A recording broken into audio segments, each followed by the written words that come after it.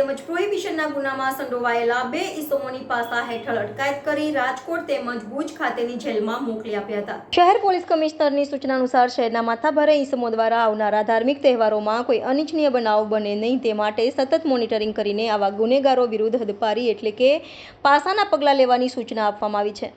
આ સૂચના મુજબ શહેર પીસીબીએ 2 માથાભારે ઈસમોની અટકાયત કરી પાસાની કામગીરી કરી છે। પહેલા આરોપી અંગે વાત કરીએ તો ખોડિયારનગર પાસે આવેલ ડીમાર્ટ નજીક આવેલ ભાથુજી નગરમાં રહેતો ચંદનસિંહ દયાશંકર રાજપૂતે ખોડિયારનગર પાંજરાપોળ પાસે આવેલ પેટ્રોલ પંપ ખાતે પેટ્રોલ પુરાવા ગયા બાદ એક વ્યક્તિ સાથે બોલાચાલી કરીને ઝઘડો કર્યો હતો।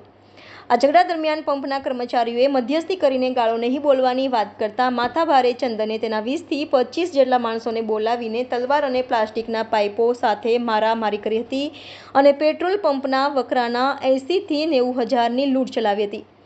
આ મારામારી દરમિયાન ફરિયાદીના ગળામાં ગંભીર ઈજા પહોંચાડી હતી, સાથે સાથે પેટ્રોલ પંપ પર પણ તોડફોડ કરીને નુકસાન પહોંચાડ્યું હતું એવી ફરિયાદ હરણી પોલીસ મથકે નોંધવામાં આવી હતી।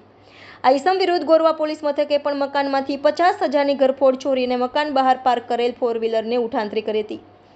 ગોરવા પોલીસે 4 વ્હીલ કાર કિંમત ₹45,000 મળીને કુલ 95,000ની ચોરી કર્યાનો ગુનો નોંધ્યો હતો। સદર ઈસમ માટે ચોરી કરીને ગુનાખોરી આશરોતો હોવાની માહિતી સામે બાંધકરૂપ નીવડતા ઈસમ ચંદનસિંહ રાજપૂતને પાસા વોરંટની બજવણી કરીને રાજકોટ મધ્યસ્થ જેલમાં મોકલી આપ્યો છે।